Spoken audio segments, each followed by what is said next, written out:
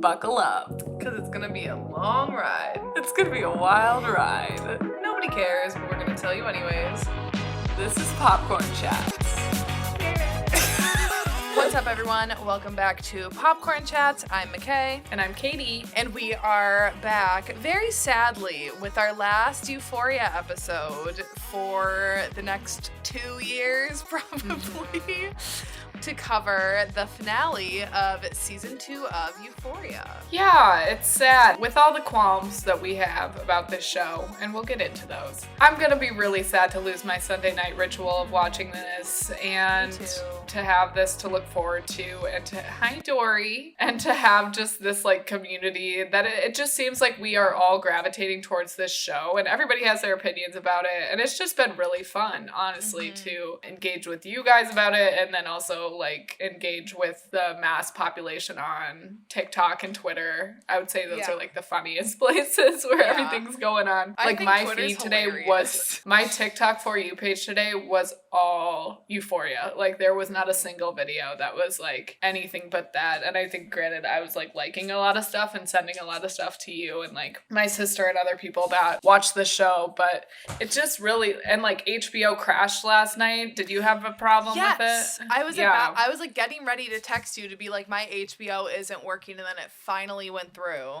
Yeah, we had to AirPlay ours from Shelby's iPad because ours didn't work either, and Corinne told me that hers also wasn't working. So I was like, this is history. Like, I don't even think Game of Thrones Thrones moment. I don't even remember Game of Thrones crashing it because I was worried about that too. I remember the long night, like that episode, like the anticipation for that episode was so high. I love it. I love the like shared experience that we all got to have over the last like 2 months. So I'll be sad for it to be gone. I'm excited to like get new content to be talking about, but also sad that now we're gonna be done with Euphoria for so long. Sad to part with, but I'm so excited to talk about this last episode and just this season as a whole. Really just get your thoughts and discuss. Yes. But first, we must check in. I'm doing same old, same fucking old. I don't think anything new to report. Yeah, literally nothing. I'll pass it back to you, Katie. How are you? I'm fine. Nothing really new to report over here on my end. I am just navigating this new space out in LA. That is not a look. Hold on.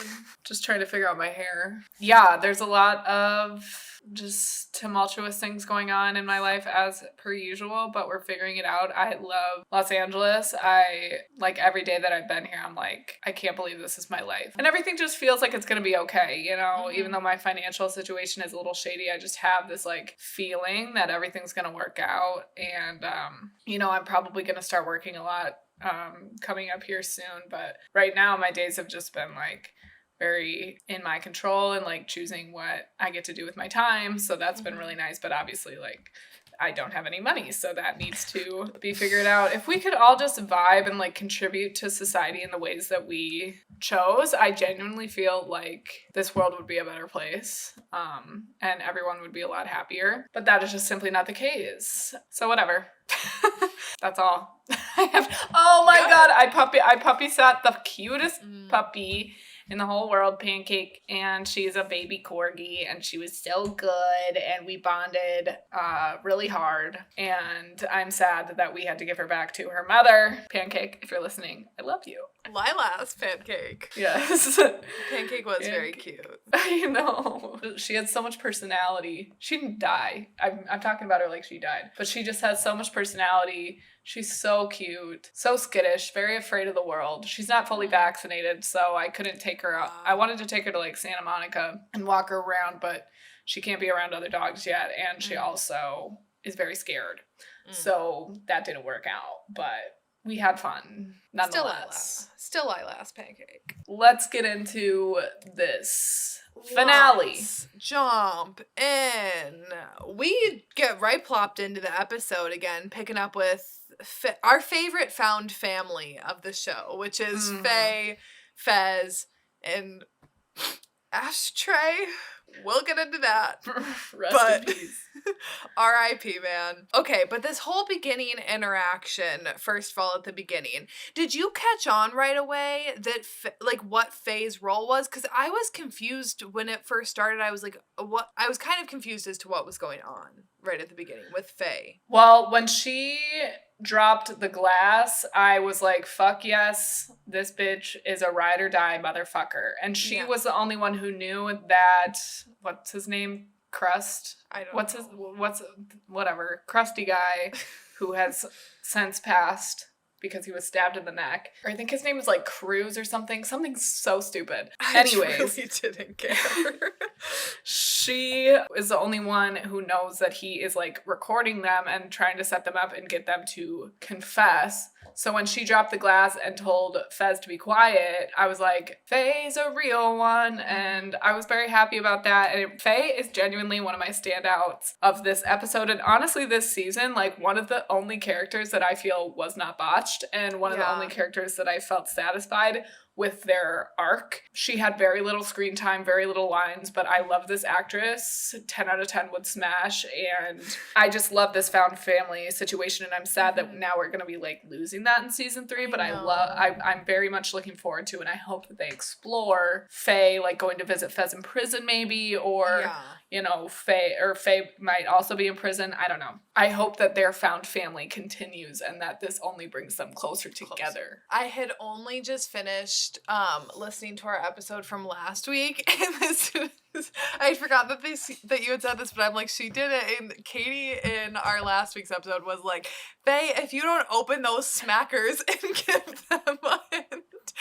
And then when I was rewatching, I was like, she did it. Yes, Faye's a real one. I loved her addition. I think out of like her and not Ashtray, her and Elliot for being like the two new additions, she is by far my favorite out of the two of those. I think that I totally agree. I just echo everything that you said about her. I think when you have a new addition to a cast, the type of character that Faye is the way to go and the route to pursue when you're adding a new character, because she didn't really like change any dynamic. Like she changed a dynamic that wasn't like central to the show, the dynamic between Ashtray and Fez, but she like enhanced it. She made it more of like the family, but she didn't take over plot lines. She didn't like deviate or really change anything, whereas Elliot was just such a disruption and such like an intruder almost. He was an intruder. That's a great way of putting it. I appreciate Faye's involvement in this season as a new character. Also, just last thing about Faye, she's smart. She knew what she was fucking doing, trying to spin it on Lori then too. Yeah. And she like gave them the address even. They were like, isn't she that one on there? Babe is here to play. And she is here to defend her, not only help Fez and Ashtray out, but go for the real problem. And she might be helping Rue's situation because, as we will get into, one of the loose ends in this whole situation is this killer lady who was supposed to be selling Rue to really bad people. Yeah. But maybe Faye just took care of that. I know, because at least now the police would maybe potentially be like, we should at least go investigate. And you walk in that lady's apartment, I mean, they search anything and they're going to be like, this is a problem here. So, yeah. Oh no, I hope so. That was one of the things that with the loose end, I'm like, maybe that does kind of tie that up, but I'm not going to put stock into that. I'm still going to be like, Sam Levinson, what are we doing? But I do like that theory that she potentially like helped Rue out and like took care of a threat. When I tell you that I gasped out loud when Ash stabbed Krusty Man in the neck, he was on his way to becoming a serial killer. I mean, this is obviously before the events, so that was my note at the moment of being like, he is literally on his way to become a serial killer. Now, obviously, R.I.P. But that was truly shocking to me that he just killed him right off the bat. And kind of like not remorseful, kind of the same way with Mouse. Like I totally understand why he did it, but just to see him like kill two people seemingly very easily this season alone was wild. I'm like sad about the way that this played out. I'm sad about the results. I mean, I'm not sad that this man died, but I just wish that they could have found a way out of this situation without resorting to violence. And it does make sense for Ashtray's character at the end of the day. I guess we haven't had like gotten a whole lot of background on Ashtray. It's not like he's had his own episode or anything, but I'm imagining that in season 3 we might have an episode devoted to Ashtray that might shed a little bit more light onto his situation and explain to people who might have a hard time understanding why he did what he did. You do have to realize, like, he's a kid and he, you know, doesn't have a developed brain to make critical choices and, like, good decisions. And he's, like, I don't know for sure, but I'm assuming never been enrolled in school. Like, he just, you know, he should be in middle school doing his thing, but instead he's, like, out here strapped up with AK-47s.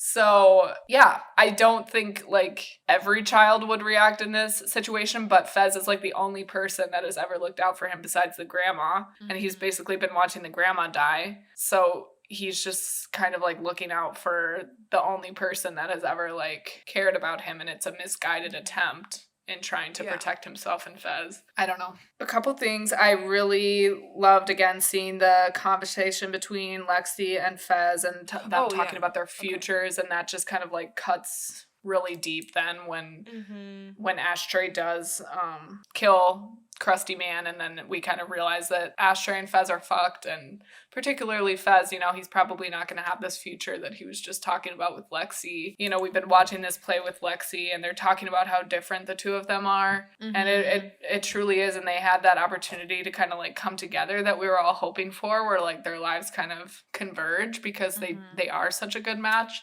But yeah, just the fact that they lead to very different lives now, you know, who knows what's going to happen with them. They really are, like, opposites attract. And I loved that whole montage of them talking on the phone.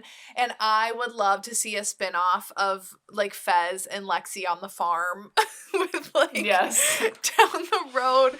And them watching, like, Little House on the Prairie. That was just cute and, like, so random. Like, you would never think of Fez watching Little House on the Prairie, like, sitting around spending his days doing that. But yet he does.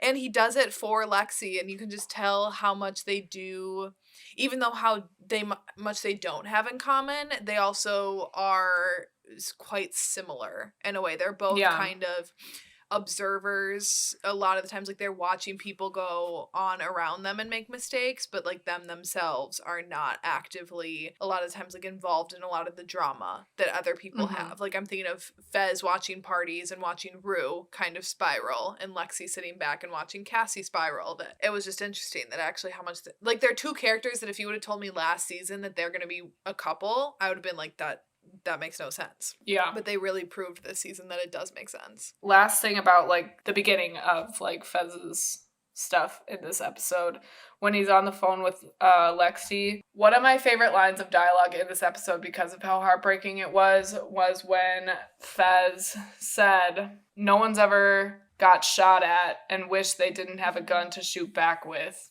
Later on, it's kind of like, yeah, he wished that he didn't have those guns for Ashtray to shoot back with, because then it would have maybe been a more peaceful thing, and Ashtray could have still been alive. But yeah, they're just talking about how they don't like guns, and Fez kind of justifies his reason for having them, but then it kind of, like, that line, it ends up being kind of ironic by the end of the episode in the worst way. Yeah, it really does. I feel like when he said that, and then after Ashtray stabbed Krusty Man, I was like, this is really not going to end well for them. And I was just wondering, like, who's going to make it out? You know, I was not thinking that they would kill Fez, because I was like, oh, he's such, like, a fan favorite. But I'm like, but they don't know he's a fan favorite. They don't know the audience's reaction to this season when they're creating it. So they don't know how much everyone loves Fez right now. Like, yes, people liked him in the first season, but, like, he really became, like, a phenomenon this season, I feel like. Yeah. So I was very nervous for my boys. And how tragic. Yeah, but we will return to our boys later. Moving into back to the play, back to the stage. I love the music and Rue's face when Rue sees Cassie breathing on the window. Yes, my note was Rue's face is everyone at home right now watching this. I'm about to be like, what is this bitch doing? Yeah, it's just like, oh, it's about to go fucking down. And yeah, I will just say that my standouts of this entire episode, once again, Sue's really brought it. I just am in love with this woman. I'm enamored every time she's on screen. Yes. I already talked about Faye. Vape Girl, I'm so glad you're back in the swing of things. You provided exactly what, like, your character. Like, some of these lower laying characters, it's like less stakes because we care less about them, so it's like not as easy to fuck them up. But I feel like Vape Girl provided exactly what we all kind of like know and love her as being like that world star, like beat her ass, Maddie.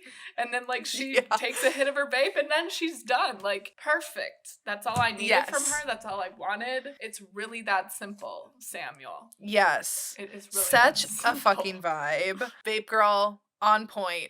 Pissed that she had more lines than fucking Kat in this, but Sam Levinson, middle finger to you. Mm-hmm. And that Kat's double had like more lines than Kat, but okay. When Cassie was strutting down the stairs, it was giving very much Giant Gingerbread Man in Shrek 2.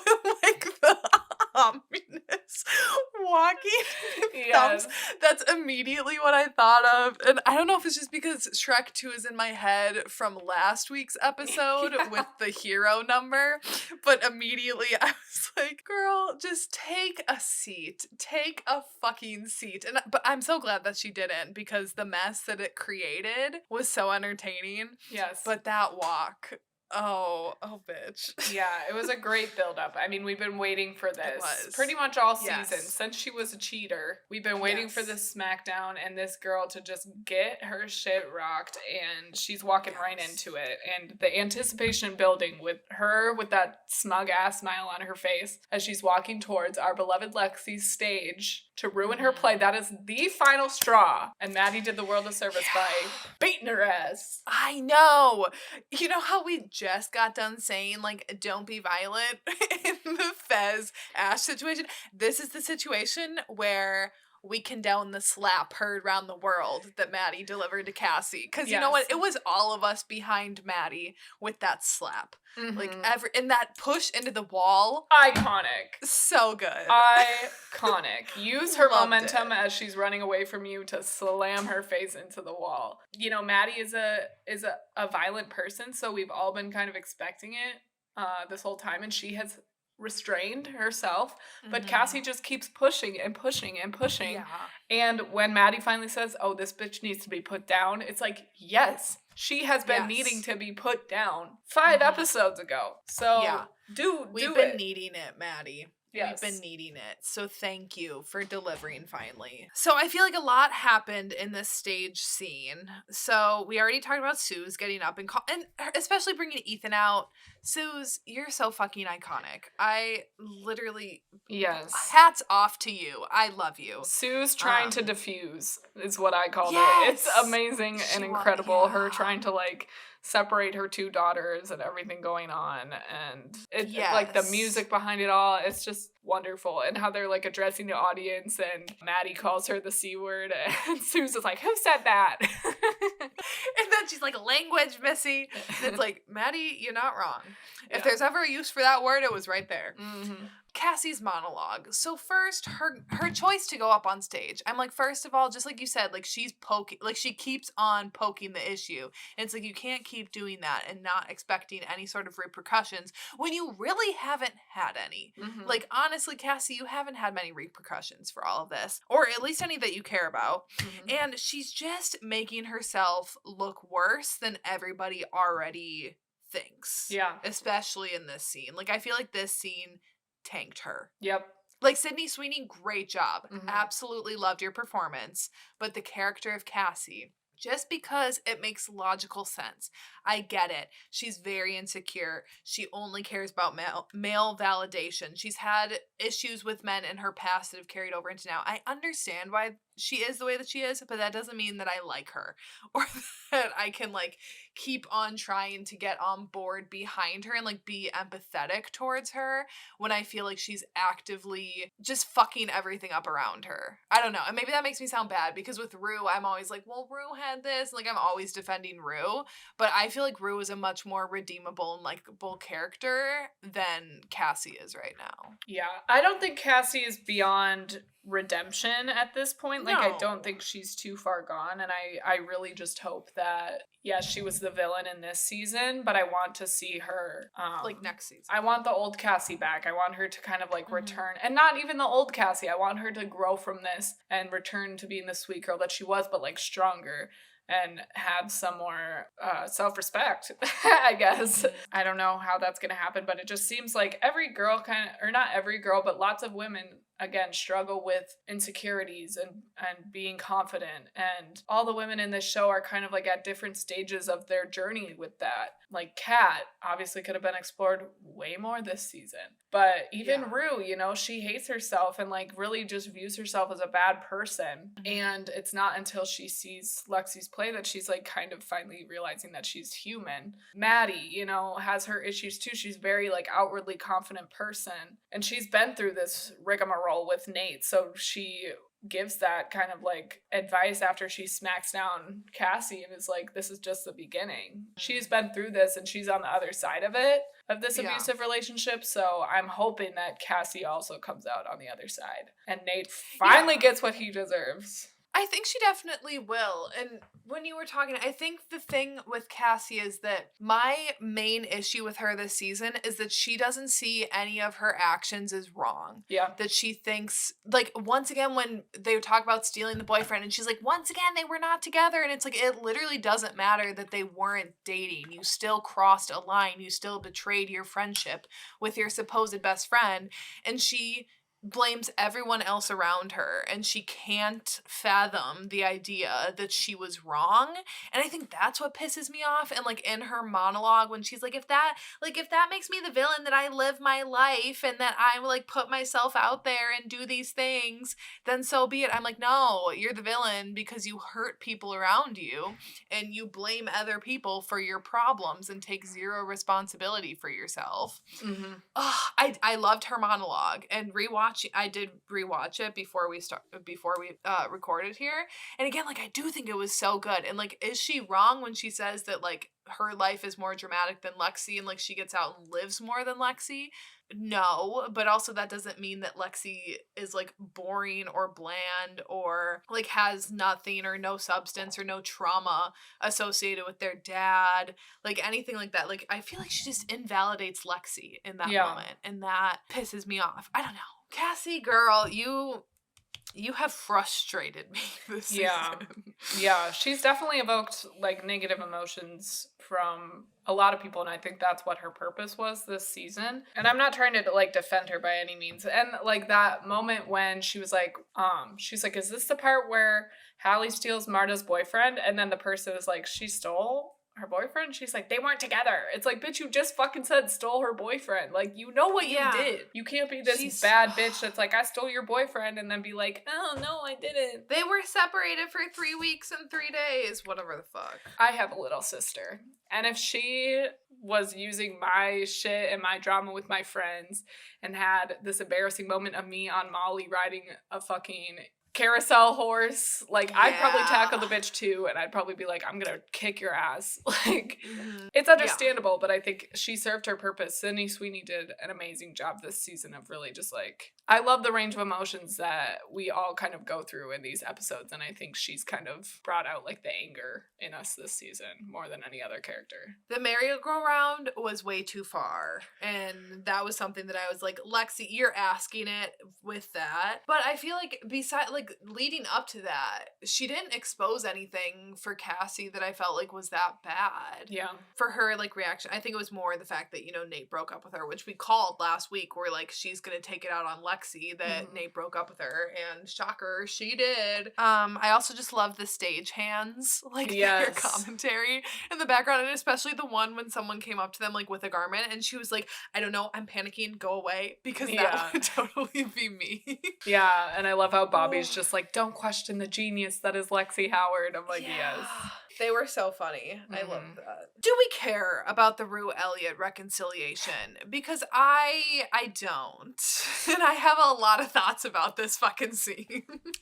Yeah. I like the conversation for Rue's side of it. I like that idea that I have a lot of I'm sorry's but not a lot of I forgive you's, and I forgive you. I'm still hazy. Does she know that they cheated? Like, not really sure. Again, I kind of want to see a smackdown with that too. Like, I feel wronged. I also feel like Rue is in a position to have to forgive Jules. Not for, like, ratting her out to her mom, but just for kind of being a hypocrite and, like, taking Elliot's side when he's also an addict. And, like, so what are you gonna do, Jules, now? You're gonna be with a different addict and, like, try to fix them too? Like, I don't know. I feel like Jules also needs to be forgiven in a sense, especially when Rue, if she hasn't already found out that they cheated, Rue gets to have that moment and recognize that she's not just exclusively this bad person. There are people who have wronged her as well, and she has had a hard life. Yeah, I liked that she acknowledged that he helped save her life, even if she didn't really want it, and how she's like, I wouldn't probably be around to say this if it wasn't for you. So I do like what this conversation served for her purposes, but I think as a whole, between like her and Elliot, like I didn't really need anything, like I don't need relationship closure, and I think if we wouldn't have gotten this scene, I would have been fine without it. Same. 1000%. I don't think we needed it at all. It could have been wrapped up in her closure with Jules. And there was like more time spent on the closure with Elliot because of this dumbass song than there was time spent on Jules and Rue's closure, which is like the entire love story of the show, really. If you're gonna... it's a good song that Zendaya and Labyrinth wrote together. Long as fuck. If you're gonna have it in there, cut to other shit during it. You know, answer some questions during the song visually. Like, we're really just going back and forth between Rue and Elliot, and like Dominic Fike singing this song. He's an amazing musician. He's got an amazing voice. Doesn't mean he's got to take up 10 minutes of the fucking show. The finale. I do not care about this American Idol audition that is sandwiched in this finale of this season. You cannot give us all for us in the first season finale, and then in this one we get a dude with an acoustic guitar giving very much college party frat boy pick me vibes. I got something up in my bedroom I want to show you. Again, nothing against the song. I think the song is great. Maybe if Zendaya sang it, or like Dominic Fike singing it, fine. Like, I'm sure I will download it on Spotify. Yeah, we love, like you said, to just have it on him and Rue for that entire scene is such a waste of fucking time when we have so many things to be addressing here, and you're gonna waste time on this. And you can't, like, if this would have been the musical number in the first season, but when you've already given us an amazing musical number in the first season, and then when we got Lab's number in whatever episode that was in the church, and then you give us this like random acoustic guitar dude for 3 whole minutes. Yeah. No, I didn't vibe. I didn't vibe last night. I didn't vibe on the rewatch. Truly, I have very strong feelings about that and that inclusion. Like, I vibed with the song. I liked the song. I was annoyed with how long it was, like when he was singing the chorus again, and then at the end when he's like, it's still a work in progress. It's like, baby, that was a 4-minute song. That is work done. It's over. Like, what, there's gonna be more? You got more to say? You barely know Bohemian Rhapsody, right? Like, you barely know Rue. I'm sorry, but like this friendship, like, I don't believe it. Like, I don't. You wrote a whole song about her. Like, I'm done. I don't care. Yeah, and you know they're going in 2 completely separate directions moving forward. That I don't think we're getting more of the 2 of them. Which, great, I don't want it, but we didn't. It was just totally unnecessary when there were so many other conversations or plot things that could have been explored over this probably like 5 minutes out of the episode. Like, 5 minutes is valuable time. I like Dominic Fike. I don't think he's like a bad actor at all, but like genuinely reflecting on his role within this season. It's like, you could have achieved everything that you did with Jules and Rue, and possibly even more. Like, I feel like if anything, Elliot inhibited both of their characters this season, especially Jules. He was so unnecessary. Like, he did not bring anything. Elliot's character did not bring anything to this season and to the story, and like the two main characters, getting them wrapped up in this, it's like, you know, I feel like Jules's character is completely ruined now, and we had all that, you know, that like special episode during COVID that really like had me excited about the direction that Jules's character was going, and now I just like went nowhere. Yeah. Like, you did nothing with that. Yeah, I totally agree. I think, like, nothing against Dominic Fike. I think he's great, and Same. I think he has a great singing voice. I enjoyed him as an actor, but as a character on this show, I think he was a giant waste of time, to be completely honest. Agreed. Where, like, Faye didn't overpower like you said, Faye didn't overpower things. She served her purpose, and I'm interested in more. So they like gave us little bits and kept us wanting more, where they gave us too much Elliot to the point where I'm like, I literally don't care about this character whatsoever. Like, if he's not back for season 3, I'm completely fine with that. Like, I don't need anything more from him. He confirmed that destroyed he Rue and is. Jules. He is. Oh, bro, why? I don't need it. I don't like exactly what he said about Jules' character, which I want to talk about the characters as a whole at the end, and I'm very interested to hear your thoughts about Jules, because especially, like, we got almost none of her. So we cut back to the theater quick, and Lexi's, you know, backstage. They're trying to get her back on, and I just love that Rue gets the cheer going for her, and just how, like, happy, and to see Rue being, like, happy and healthy and smiling is something that we very rarely get to see, and I really loved seeing her. Yeah. Like, be encouraging and, like, a good friend in this. Yeah, that moment gave me chills when she started the chant. And I also really liked Bobby and Lexi's moment, and Bobby's line saying art should be dangerous, and like, it was very like meta. I feel like that was Sam Levinson saying art should be dangerous, because like, this show has definitely like pushed boundaries, and I think he's made a lot of people angry this season in particular. But even, you know, last season people were like, why are there so many dicks on this screen, and like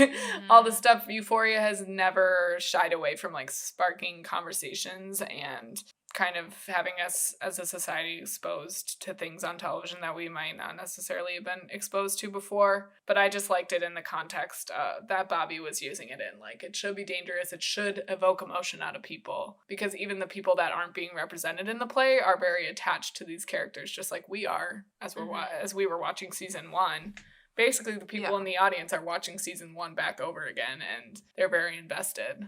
I liked that moment with Bobby. Back to Fez. Are we jumping in? Ugh, my note is just Fez no in all caps. That's when, like, he goes over to Ashtray and, like, punches him, and then they have the forehead to forehead moment, and that just fucking killed me. And he's just, he's so pure, and he just loves Ashtray so much, and you can just see, like, what a protector he is for being, like, so young, but having this responsibility over a child for so long, and the care and love that he has, that he's prepared to go to jail in place of Ashtray.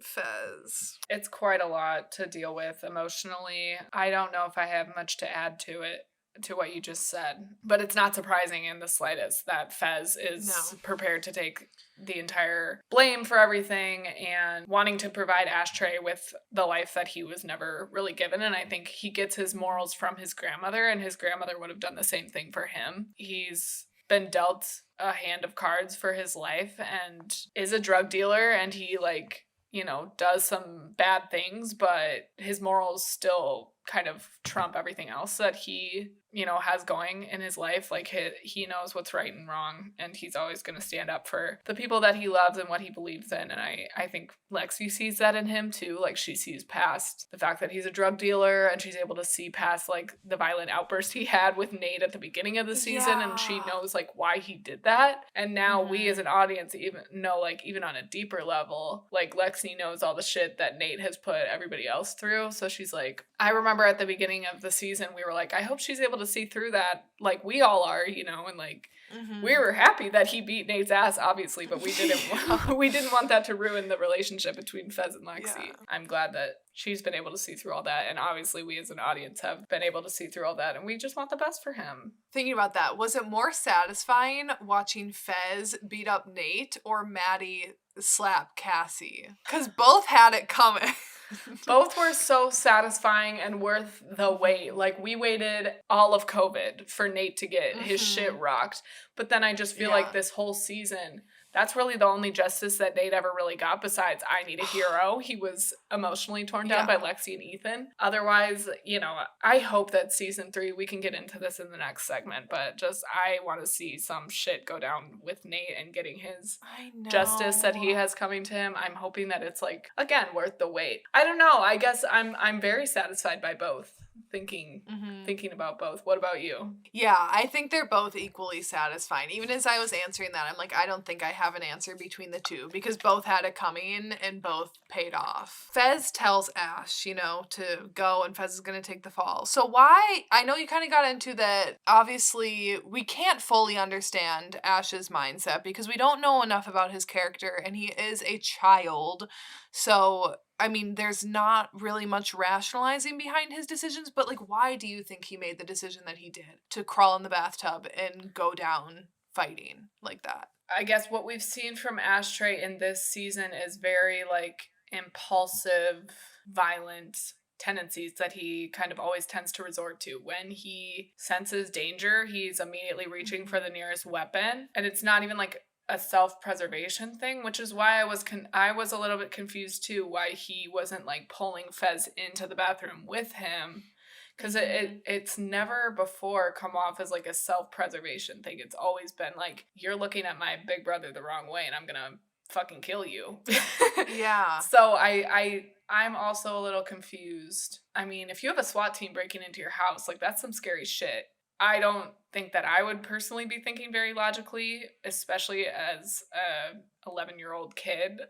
Like, 11-year-old me dealing with that. I don't have all the trauma that Ashtray has. But yeah, it's interesting. Like, he has grown up with Fez his entire life, and you would think that Fez is, like, somewhat of a decent role model. I'm assuming, and I don't know if like, after this season, I have very little faith in Sam Levinson's fucking abilities to write and, like, remember shit that he's written in the past. I think it's kind of setting up for an Ashtray episode where we see where these violent impulses come from. I know that this is a theory that has been circulating around and people are saying that's probably not true, whatever. But, like, I know of another family who has some violent impulses who just happened to be missing a brother. I won't go into it more. I know that shit is going around. It wasn't answered this season. People are saying that Elliot might be the brother. Like, oh my god. No. Maybe there isn't even a third brother. Maybe that shit was a mistake with the photo. Like, honestly, I think we're giving Sam Levinson too much credit at this point with all the theories that we've been circulating around. The man doesn't know. Like, seriously, I don't think he knows. I feel like we, the audience, could, like, pass a quiz. But, like, especially you and I, Katie, I feel like we could pass a Euphoria quiz better than he could. Why do you think he did it? Yeah, I genuinely don't know. I do get what you're saying with the impulsivity of his decisions that we've seen throughout this season, and that his first instinct is to, like, shoot first, ask questions later kind of thing. Like, we've seen that a few times throughout the season from him. Like you said, it's not like he was grabbing Fez and pulling him in there, so I don't really understand why he chose to go in the bathroom and, like, not pull Fez in with him, you know? Yeah, or, like, go out in front of Fez and, like, start shooting people. Yeah, and knowing that Fez is in the crosshairs. Yeah. So I genuinely, I think that's what I'm struggling with, and even after the rewatch of it, is that, you know how much I love character death, and so I wasn't mad that a character died last night, even though it was a character that I liked being Ashtray, but I think my thing is that it doesn't feel purposeful. Like, I don't understand why he died, and I think that's the thing that's, like, kind of frustrating me, that I've been trying to, like, figure out today and, like, turning it over and over in my mind. I truly don't get how he came to that decision. And then at the end of the episode, if there's anyone at the end of, like, that little talk through that they do, you know, like the behind the scenes thing, this was the time for Ashtray to be there. don't know the actor's name, I'm so sorry. But like to be there and talking about that situation, and I wish that he would have, because I feel like that could have shined some sort of light on it. I agree with you. I'm not mad about the character death. I think it works, but just the way in which it happened with Ashtray going into the bathroom, and maybe there's something we're missing, but like it would have made more sense to me for Ashtray to have run out instead of with his hands up, like shooting a gun. I don't really know why he went into the bathroom and did that. And again, I think it's good for Fez's character.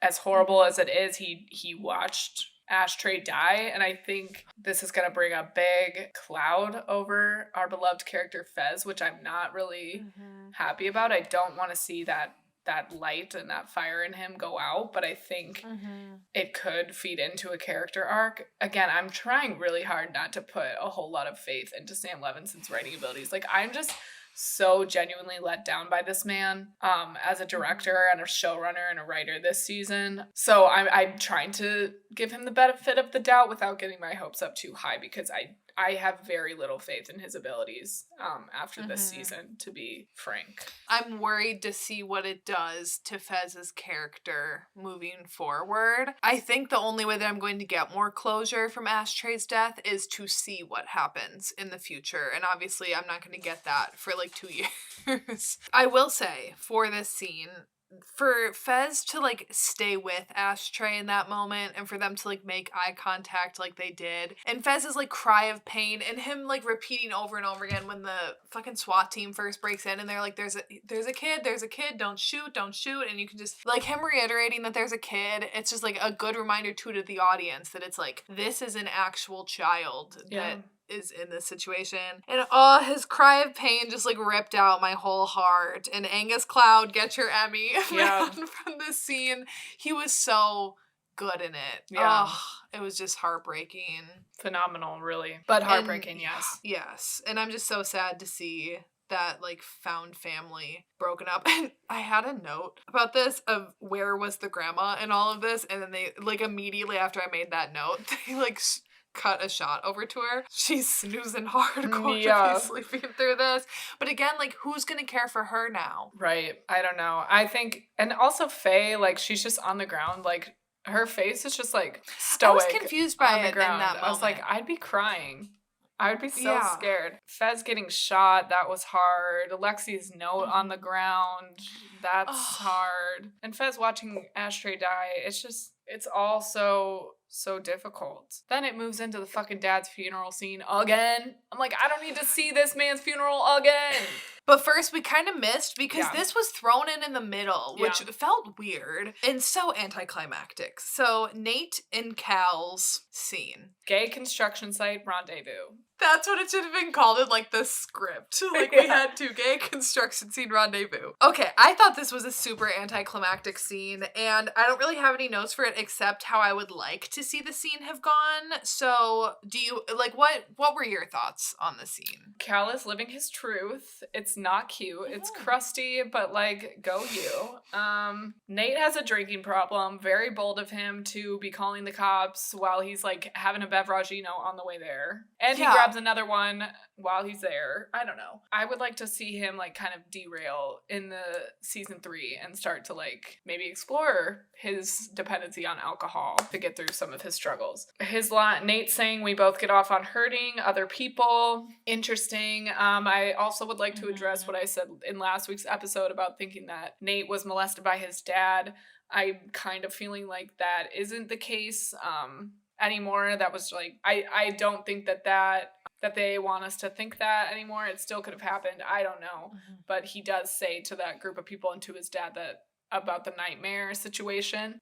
And it you know, that is understandable that like really did fuck Nate up. He says, I spent my whole life trying to protect you, and instead of loving me for it, you hated me for it. These past 2 episodes have really just played into the idea of like, we see ourselves so differently than I think other people see us. We are all like the protagonist in our own stories and kind of just like doing what we think is best. Most cases, I think like Cassie definitely sees herself as the protagonist, but then in the play she's like, oh, I'm the villain, and then that's why she says, like, I'll just be the villain. In Rue's case, she's seeing herself in a better light and kind of seeing that even though she's made mistakes, we aren't our mistakes, and like we're all just human. Nate's seeing himself as hypocritical. I don't think it like resonated with him. I think he still has work to do in that department. But then again, this, even though this isn't part of the play, this scene, Cal, he's like, I'm out, I'm living my truth, I am who I am, I gotta like do what I gotta do, I know it's late, I know I've made mistakes.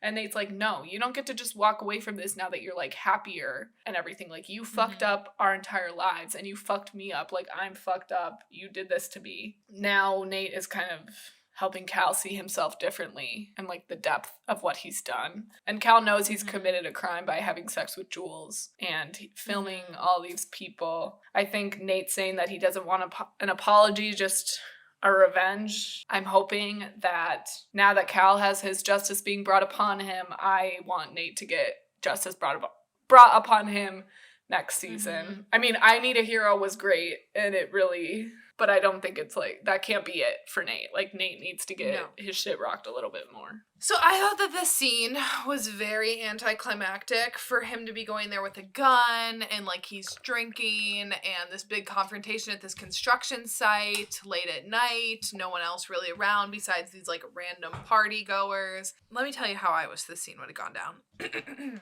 I wish that Nate would have gone. They still have their whole convo, cute, whatever, they get their shit out. But this is where it switches, is when Cal sees the police lights coming in and he says to Nate, like, don't do this. I wish that Nate would have handed him the loaded gun and the thumb drive and been like, it's your choice, and leave. And then do we hear a gunshot when we're out with Nate getting in the car? Do the cops bust in and we see him being brought out in handcuffs? Like, I just wish that he would have handed that to Cal and that we would have had that moment with Cal of seeing him choose, like, are you going to kill yourself or are you going to go to jail? Two options that Cal doesn't want, but they're his options now. Like, Nate's backed him into a corner. I think that would have been cooler. That's just me. Yeah, no, I agree with you. I thought that that's what was going to happen when Nate had the gun and he was holding it so close to Cal, and especially in Cal's episode when he did shoot himself in that like one cutaway, it was like what he thinks about doing to himself, which is unfortunate. I thought that might have been kind of reconnecting back to that. Like, we know that Cal thinks about killing himself. Yeah, I agree that would have made for a more dynamic scene, and it really was overall very anticlimactic with all the stuff that has been boiling between Nate and his dad and Cal and everything that he's done to people. For him to just be kind of peacefully taken out in handcuffs, it's not necessarily like the biggest, it's not what I was expecting and not what I was hoping for. But I think for Nate to have given Cal that control of, you can kill yourself or go to jail, I think at the end of the day, like, Nate does get off on controlling people and hurting people, and it was all gonna be in his control at the end of the day. But yeah, him toting this gun around and then just like never doing anything with it. it. Like, what was the point of the gun? Yeah, like the rule in writing and like filmmaking and everything is, if you have a gun at the beginning of something, it has to go off by the end of the show. And it just, like, Nate has been wielding this gun for several episodes now. So it's just kind of like, I don't need people to die. I don't need people to shoot themselves, but just make it make sense. Also, now Jules is probably going to be taken in for questioning. I mean, I maybe would have liked it. Unless if Nate said that was the only copy that he gave to Jules. So unless if he was actually being honest about that and that Jules isn't on there. I mean, I don't trust anything that comes out of his mouth. So. But then why is Cal being taken to jail? Because Jules is a minor, and I thought that's why he's being arrested. Maybe there are other minors. Yeah, I don't know. Are Fez and Cal gonna be cellmates? I hope not, but maybe. Season 3 of Euphoria, half the cast is in fucking jail. So after we get this horrifying scene with Ashtray and Fez, then we get more Rue's dad's funeral. I don't really have any notes from that. It was just that I liked the cut of what the conversation leads to with Lexi of like being in the hospital with her dad and then like seeing Rue in the hospital and like the spinning around with like comforting people and like being comforted. I thought that was all good, but overall, like, you have pointed out, the funeral, we're done with it. We're done. Yeah, and it's like, it's the same lines over and over again. Like, it felt like a movie. It's like, whatever idea you're trying to hammer into our heads, we get it. This should have been the first funeral scene of the entire season. We shouldn't have touched on it any other time during this season until this point, because it does work after we see Ashtray die, and it's on Fez, but Rue says, I was in the hall when you died. Mm-hmm. That's good. And Rue talking about watching her dad die and how it felt like a movie and everything. It's good, but we don't need to fucking see it again. You are beating the shit out of whatever you're trying to have us get out of this funeral scene, but we're not going to get it because we're too fucking annoyed. And we want to know what's happening with all the other shit that you've set up that you're just not acknowledging. Mm-hmm. But I do like the whole like absent dad situation and how that's kind of Rue and Lexi and Cassie have all kind of had a similar experience, but they've all taken very like different paths after losing their dads. I loved the spinning with Lexi hugging Leslie and Cassie. I thought that was really good. But it's like the same lines that Rue was saying again. Like, we are hearing it again. It's just like, I'm not seeing it in a different light. Like, there's no new information that's even like causing me to see what she's saying in a different light. Like, it's not satisfying in any way. So it's just, you beat the scene to death. And I think if we wanted to wrap up this season with us connecting Rue and Lexi and two paths people take when they encounter like loss, fine. I like it. You know, what you were saying about Rue and Lexi. But what the fuck is all this other shit then? Like, what were you doing the rest of this season? I like that we got Lexi's view of her dad and how that affected her, because again, like, we've only seen it through Cassie's point of view, and like, we know how it affected her, so I thought it was interesting to see how it affected Lexi, and then how her and Rue could both bond over that. But yeah, it was overkill. Like you said, like, it did work in this situation, but I don't think that this needed to be like the third time that we've seen this funeral scene. Mm-hmm. What was Sam Levinson, what was your timeline here with the conversation when Rue calls Lexi after the play and says like, hey, do you maybe want to like get together sometime? They have this great conversation bonding, and then it's shown in the play, but it took place after the play. Did you catch that? Were you confused on the timeline? Yeah, I think time is very like out of joint with this whole situation. That kid that was like, is this a part of the play? I think that's how we're all supposed to feel the entirety of these past 2 episodes. Yeah. Like, we don't know what is part of the play and what isn't. I saw some TikTok that was like, Lexi asked Rue to read the play, so maybe Rue read the play and then they had that conversation. You know, it's not like we saw the actors playing it out on the stage, that conversation, so it could have been like a different conversation between Lexi and Rue in the play, and then Rue kind of just reflecting back on that. But yeah, it was kind of messy. I agree with you. It was noticeable. Like, everybody noticed it. Do better. Quick note, I loved that Maddie looked flawless in the bathroom and Cassie looked busted. Again, karma. Mm-hmm. I liked this moment at the end, and I also liked that they didn't make up, because I don't think that it's healthy for Rue. We've seen both of these characters have a very codependent relationship with each other, and I like that Rue didn't automatically be like, I forgive you, and get up and leave together. And I also like that she didn't like ignore Jules when she came over to her. I thought that like resolution, or like hint towards a potential resolution, was satisfying. Yeah, I agree. I think where they have been taken as characters and their relationship in this season, for them to have walked out of that together would have been horrid. So glad that didn't happen. I mean, it would have made sense if Rue kind of like didn't want to talk to her, because she did tell Elliot that it was going to take her some more time to confront Jules. So I kind of would have bought into the idea that Rue just like gets up and walks away without talking to Jules at all. But I think it worked what ended up happening. It shows Rue's growth, and obviously as an audience we all just want what's best for her. So I think season 3 Rue has potential to be on the better path. But the road to sobriety is not an easy one, and I don't think her struggles are over by any means. But I like that we ended on a hopeful note for her, because the first season ended on a very unhopeful note. So I liked that it was different. Do we think that Jules and Rue are done for good in like her little speech? Like, I'm curious.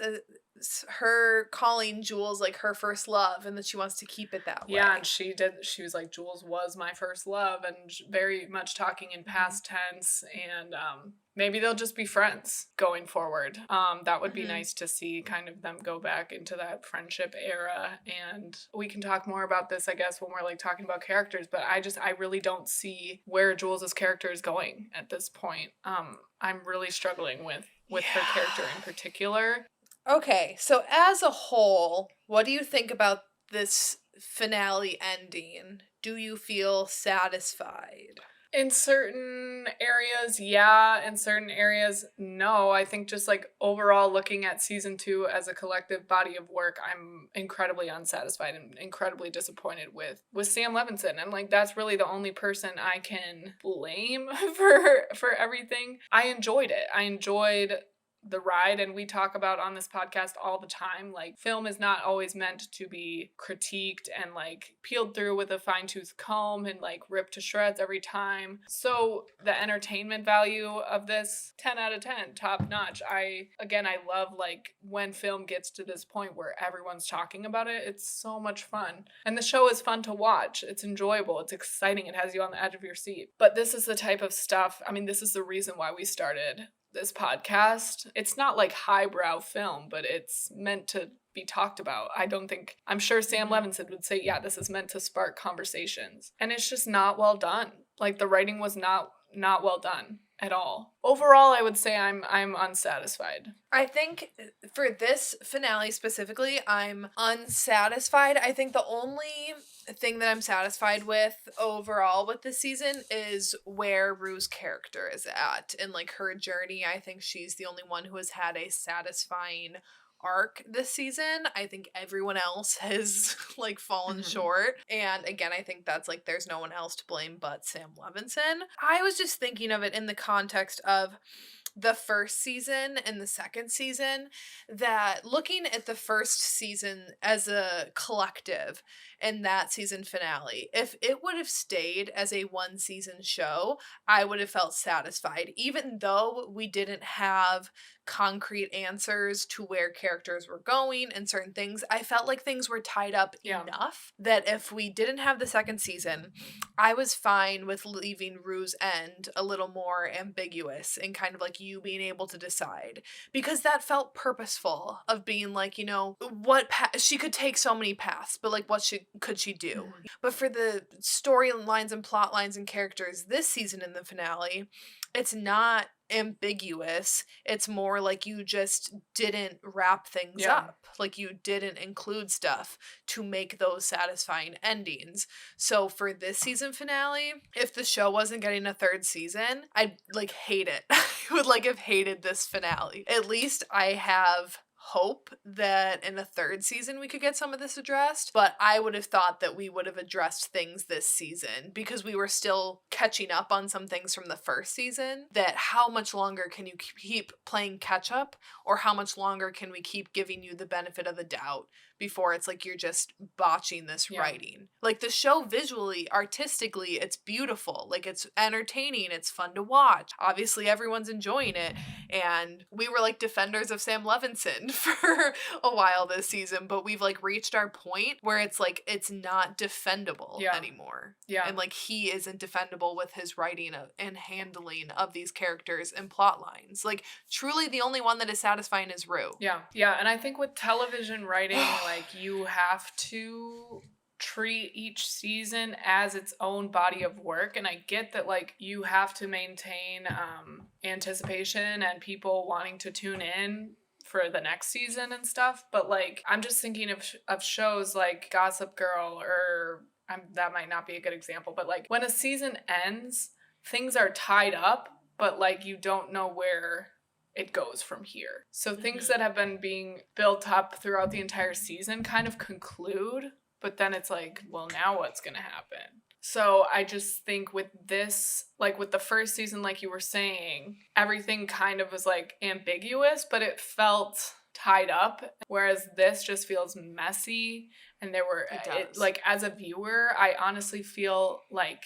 frustrated because, you know, I care about these characters. And Sam Levinson repeatedly says that is his intent. He wants people to care about these characters despite the mistakes they make. Like, if you watch the after episodes, the behind the scenes, entering Euphoria each week, he pretty much always says, I want people to care about these characters. We fucking do, bro. You and don't. You're ruining them. Like, you are botching the shit out of them. And I watched Assassination Nation this weekend, which is Sam Levinson's feature, and it's just like, the more I expose myself to this man and his writing, especially the way he writes women and other marginalized groups of people, like trans women, I'm uncomfortable. And I don't know if I, like, am pro Sam Levinson anymore. Like, I firmly am not pro Sam Levinson, and I don't think he's unredeemable, but, like, you need to hire a writer's room, bro. He's surrounded by yes men. Like, there's no fucking way he's not, because so much was overlooked.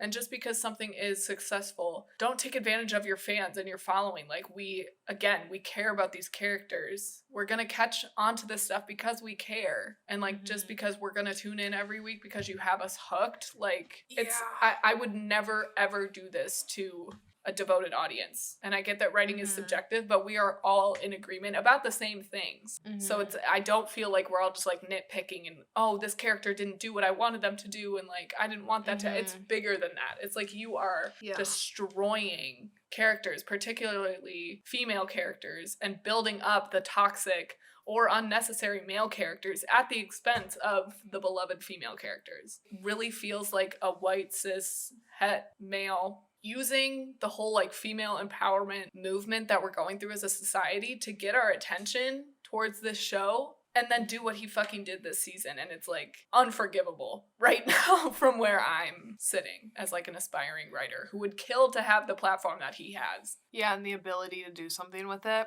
It makes me think back to, like, Malcolm and Marie, because that was, again, like, so good. Yeah. Where did you go wrong, Yeah. Sam? Outstanding items. I don't think at this point we're ever going to get closure on Kat's camming. We got none of that. I will be shocked if Barbie is in the third season, because I feel like Sam Levinson has completely pushed her out this season. MICHAE, Algie Smith, we need you back. I missed him in this season. But I get that maybe, like, his role didn't make as much sense being off at college now. But still, I just missed you. You're, like, again, a rational presence. Yes. The third brother, who the fuck knows? And the suitcase of drugs. I mean, potentially Faye might have helped us out with that one, but I'm not going to give him credit of thinking that that's how it's going. So we'll see. Probably not getting much resolution with those. Any outstanding items that I didn't list that you can think of that we missed? I don't know, but I think just all the stuff that Nate has done, you know, has to be reconciled at some point. Like Tyler, what he did to Tyler in the first season. That's not necessarily, Ethan? Or not Ethan, Jesus Christ. What was the dude with Kat and Cassie? The dude that we thought was maybe, like, the dude who was, like, her first love? Or her Daniel. Daniel, yeah, I forgot about him too. Where's he at? What's he doing? I don't necessarily, like, need Tyler to be brought back in or anything like that, but I think, again, it just shows, like, things that were dropped off the face of the earth. Katie, let's get into some characters, because we've talked about them being botched. So, we had some big character arcs this season. Let's kind of rattle them down the list. I don't really have much to say about Rue, except that I liked her arc this season. Do you really have any notes on Rue as a whole? I agree. Okay. Jules. So, we start this season with Jules and Rue reuniting, and Jules finding out that Rue relapsed as soon as she left at the end of the first season, and then they get back together in the first episode, and Jules is kind of just, no offense, but like an airhead, and Rue is clearly fucked up the entire first part of this season, or the entire, like, first 2/3 of this season. She's oblivious to that. Then she starts, so, like, without even being suspicious that Rue is doing drugs, she then gets really jealous about Elliot, and then she starts fucking Elliot, and then finds out that Rue is doing drugs, and then tells Rue's mom. And that's really it. And they end broken up. I'm disappointed. Jules this season really just felt like manipulated by other characters, whereas in the first season she felt like her own force of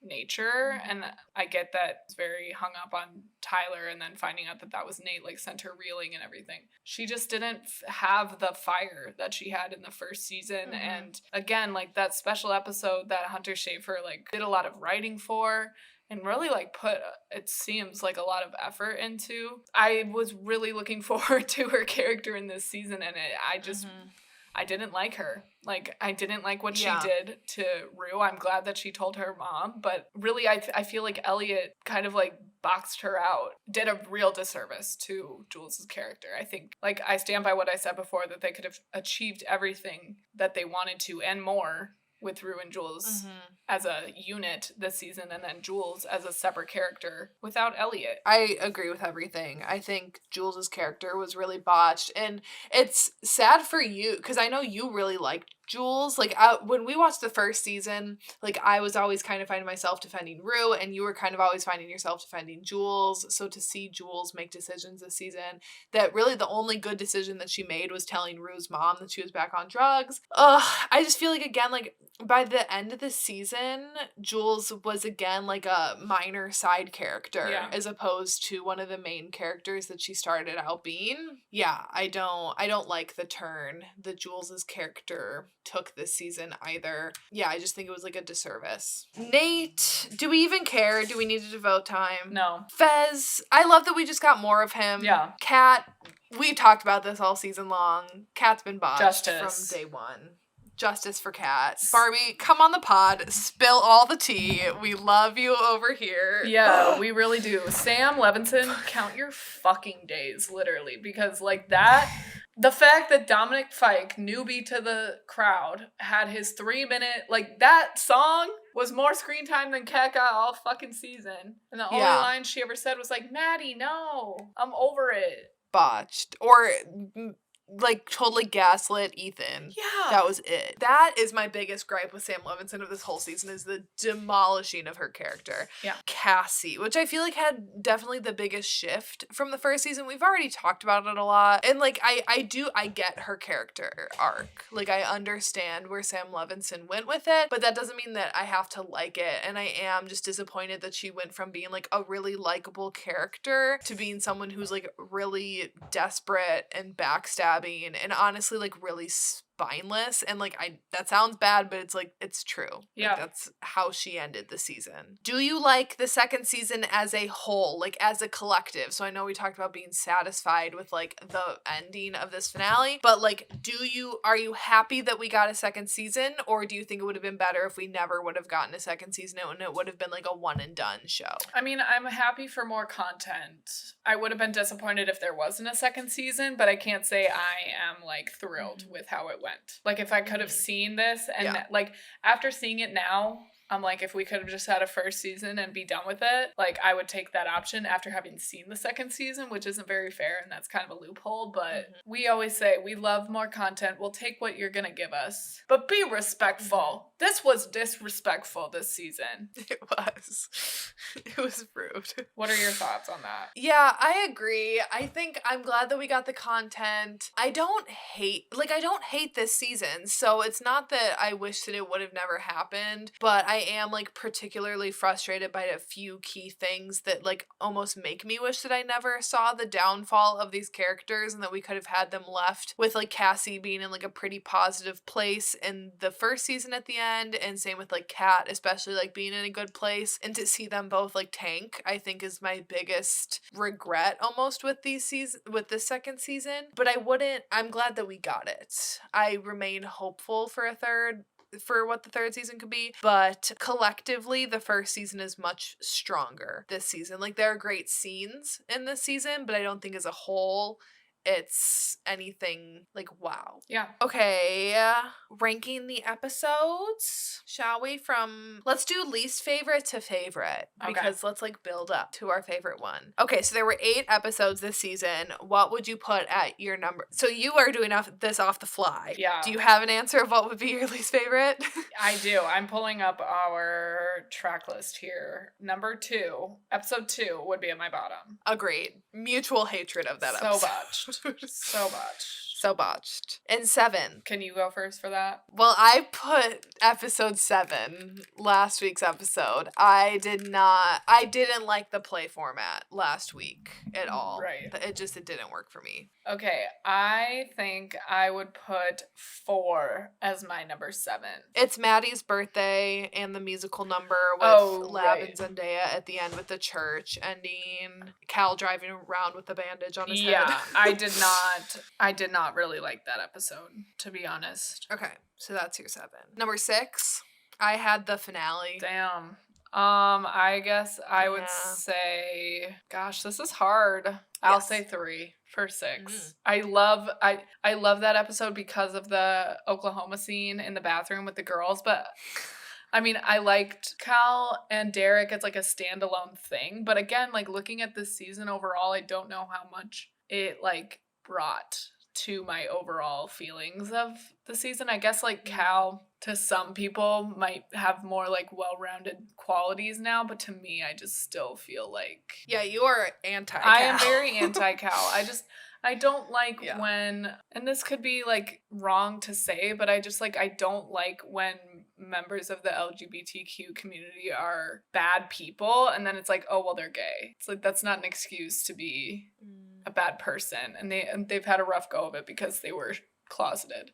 I'm a member of the LGBTQ community and I don't speak for all of us. I speak for myself, but I would never want, like, I want the people in my life to hold me accountable, and I would never expect you to be like, oh well, she did that. If I like really hurt you in some way or did something really horrible, I would never expect you to be like, oh, well, she was dealing with like coming out or like being her repressed sexuality. We're all going through shit. We all make mistakes. Fair enough. So that was number 6. Number 5, I had the premiere episode. I would also agree with that being my number 5. It was fine. It's like that trend right now on TikTok of the pyramid, the like Dance Moms pyramid of you were good, I'm waiting for you to be great. That's how I feel about that. We were hopeful then. We were hopeful. We were hopeful. I'd love to go back to that time. Me too. Number 4 is episode 6 when like Rue's trying to get clean and stuff after episode 5. Interesting. I think my number 6 is episode 5 with Rue running through the streets. Okay, so number 3, we're to the top 3. I had episode 4, which is Maddie's birthday and the musical number with Lab and Zendaya at the end. I think that was like a really, really great episode. I loved that one. I would say my number 6 is episode 6 with Rue trying to get clean. I liked it. I loved it. And I loved Ali coming back into the mix. I loved our conversation with that episode. And I think for Rue's character arc, it did a lot. Even though, again, she wasn't like in that episode a whole lot. It made these last 2 episodes with Rue make a lot of sense. With her being like happy and healthy. We needed it for sure. Yes. Number 2, I have the 3rd episode, which is Cal's episode. I really liked that flashback sequence of Derek and Cal. I just thought that was like a very entertaining sequence. I liked the costuming. I liked the look of it. Just everything about that I loved. And that's also Rue's teaching scene when her and Elliot have the projector in the classroom. I loved that. It had Cassie with her like skincare routine and like trying to get noticed by Nate. And it had Ashtray beating Cal with a gun. Like I feel like overall like a lot of good standout parts of the season were in that episode. Yeah, fair. I'm gonna say that my number 2 is last night's episode, the finale. Elliot's song really fucked it up for me, but I loved watching Cassie get smacked down. The Ashtray situation is sad, but I thought it was somewhat well done. I think because my expectations were so low and I was so scared that it was gonna get fucked up, the fact that it like was somewhat good and like exceeded my expectations might make me having me rank it higher than it should be, but that's really all I can say. So then number 1, mine is no surprise, episode 5, Rue's episode when she's running around. I mean, to have like a pretty much entirely dedicated episode to Rue. That's your shit. It's gonna be my favorite. Yeah, it is. Your favorite, obviously. Yeah, my favorite was number 7. Just, I loved, obviously, the musical number. I love theater, so the structure of it all was something that I really vibed with, and I just love the idea of having people watch themselves and get the mirror turned on them, and I just really liked Lexi's character. Everything in last week's episode, I very much enjoyed it. I think that was like the most fun I had watching Euphoria this entire season. I feel like those 2 episodes are very on brand for each of us to have picked out for them to be our favorite. Like, I understand why that one is your favorite. Yeah.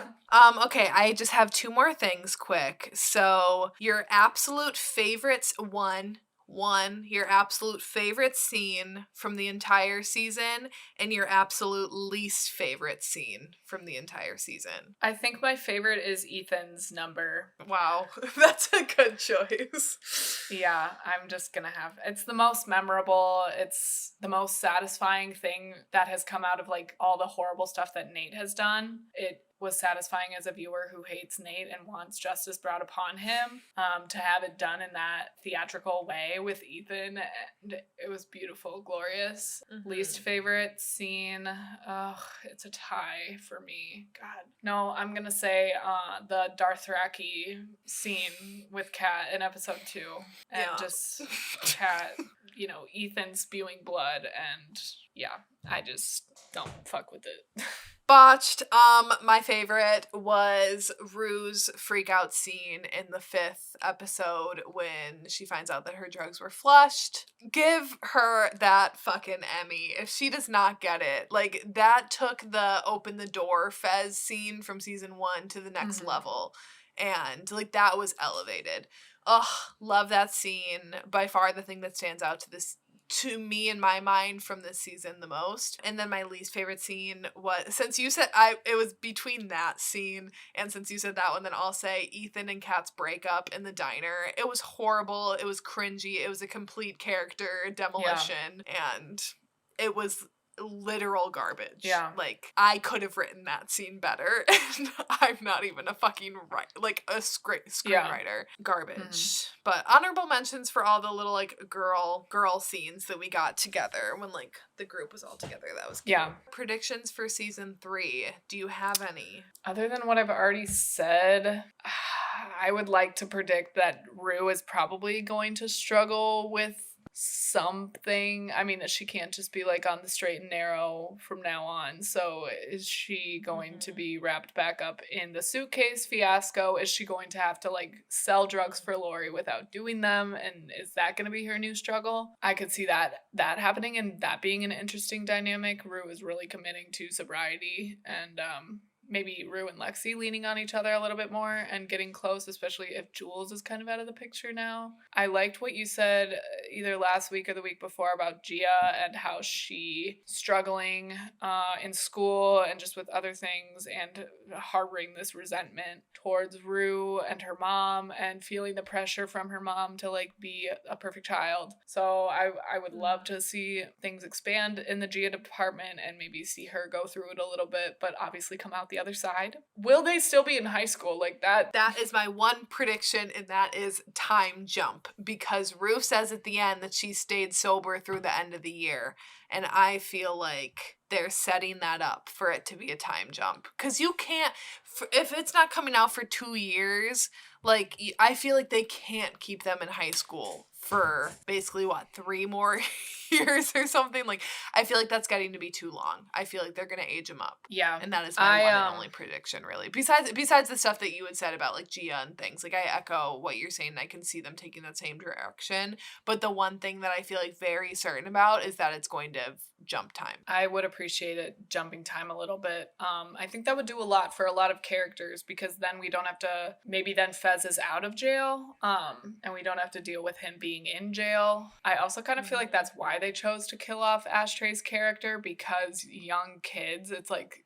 most noticeable when time goes by, because kids change so much, whereas like adults don't necessarily, and it's easier to like conceal and put your hair back the way it was. But with kids, especially at like that actor's age, he's gonna be going through like major changes in his coming years. Yeah. So I'm not saying that's why they killed him off, but I was thinking about that, like, because like you see the Stranger Things kids, and it's like from season 1 to how long it takes them to make all these new seasons, they're like grown-ups now. So but if they do an Ashtray episode, then that'll be interesting to see how they do that. Start filming now. How they would. Honestly, so sad that it's come to an end. Yes. But we'll be excited to see what they do down the line. Yeah, and we're not going anywhere. We will still be coming at you guys with new episodes every week with new content that we will be covering. So stay tuned. Yeah. And we'll probably get back to our regular uploading day of Thursday, probably. Yes.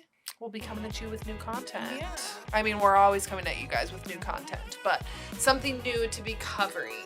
Yes. Thank you, Euphoria, for providing us with entertainment, and you definitely put us through it emotionally. I enjoyed talking about it with you every week. Me too. It was something to always look forward to, not only like watching, but then being able to record. Yeah, definitely. All right, everyone. Stay safe, stay well, and LYLAS. LYLAS.